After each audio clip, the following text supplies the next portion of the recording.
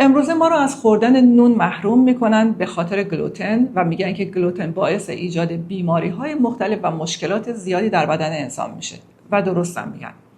در حالی که گلوتن یه پروتئینه که سرشار از مواد مغذی، غنی از ویتامین‌های گروه B و مواد معدنیه که برای بدن انسان بسیار مناسبه.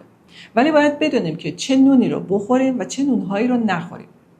امروز میخوام یه نونی رو بهتون معرفی بکنم که ساختار گلوتنش فرق داره، هضمش راحت تره و اون مشکلات و بیماری هایی که نونهای معمولی در بدن انسان ایجاد میکنن رو نداره و مواد معدنی و ویتامین های گروه بیش به راحتی جذب بدن میشه و میتونید بدون نگرانی و با خیال راحت از این نون استفاده بکنید.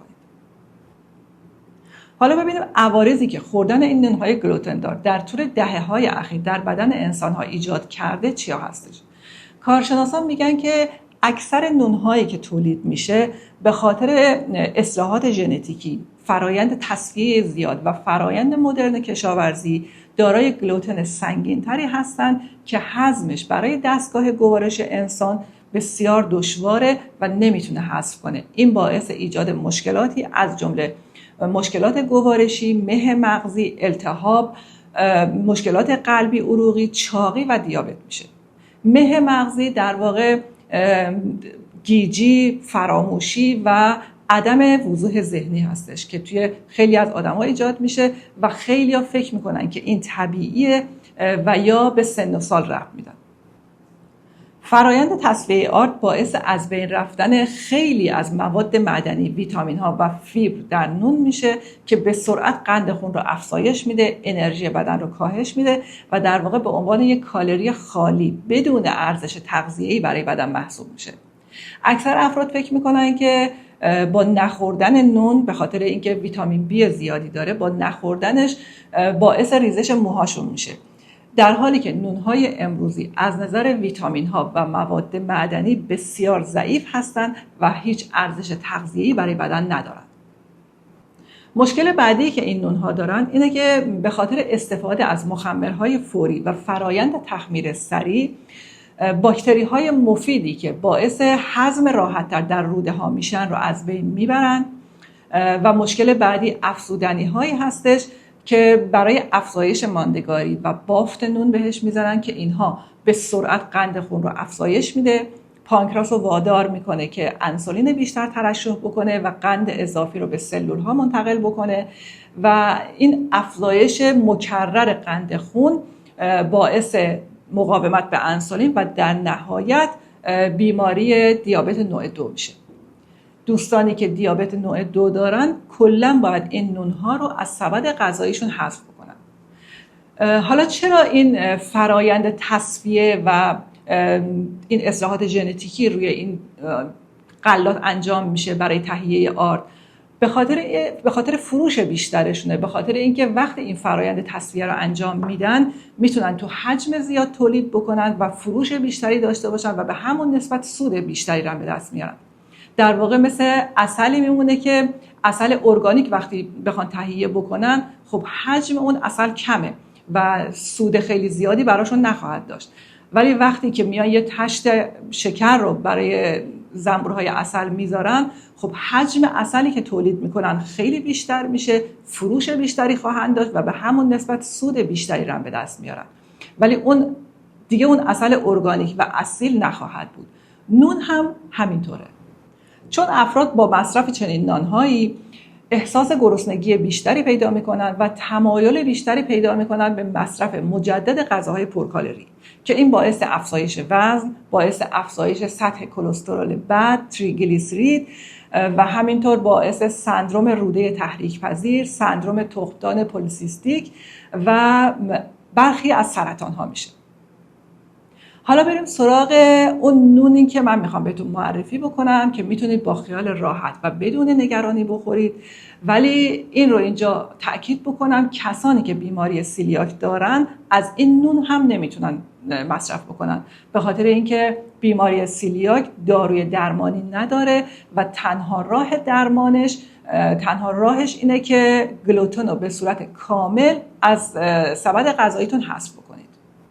این نان سردو یا به زبان فارسی نان ترش بهش میگن که از گندم اسپلت تهیه میشه. گندم اسپلت یه نوع گندم باستانیه که هیچ اصلاحات ژنتیکی روش انجام نشده. در واقع حدود 100 سال پیش، 70-80 سال پیش، همه نونهایی که تهیه میشد از همین گندم اسپلت تهیه میشد و نونهای سالمتری بودن. ارزش غذایی این نون که نون سردو که با گندم اسپلت تهیه میشه نسبت به گندم‌های معمولی غنی‌تر، ارزش تغذیه‌ای بالاتری داره، هضم راحت‌تری داره و برای سلامت روده‌ها مفیدتره.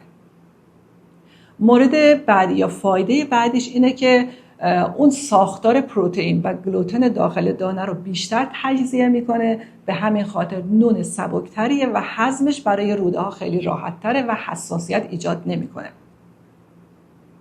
مورد سوم مخمرهایی که استفاده میکنن، یعنی برای نونهای معمولی از مخمرهای فوری و فرایند تخمیر سریع استفاده میکنن، به خاطر اینکه حوصله ندارن که بذارن چند روز بمونه تا اون تخمیر طبیعی ایجاد بشه. مخمر فوری رو میزنن که اون فرایند تخمیر سریع انجام بشه و نون رو سریع بپزن. ولی این نون سردو با هیچ مخمر فوری استفاده نمیشه، با تخمیر طبیعی انجام میشه و این تخمیر طبیعی چند روز طول میکشه، ممکنه 4 روز، 5 روز یا 6 روز طول بکشه تا اون تخمیر توی این نون انجام بشه و اون تخمیر طبیعی باعث سبکتر شدن این نون میشه و باعث میشه که تمام مواد معدنی، ویتامین ها و پروتئین های اون نون حفظ بشه و از بین نره.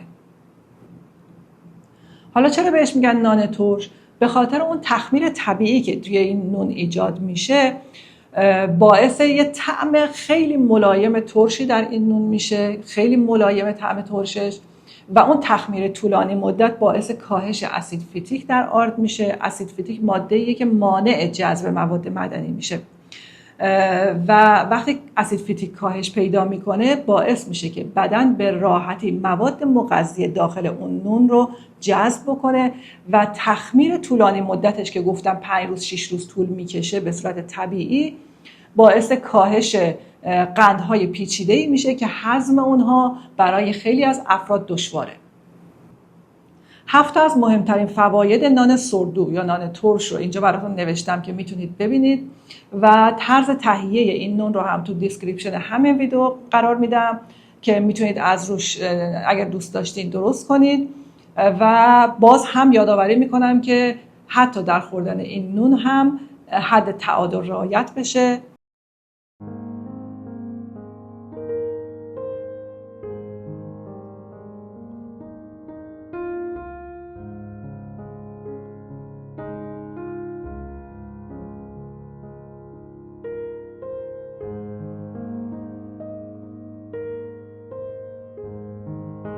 همتون رو به خدای بزرگ میسپارم. روز و شب خوبی داشته باشین. خدا نگهدارتون.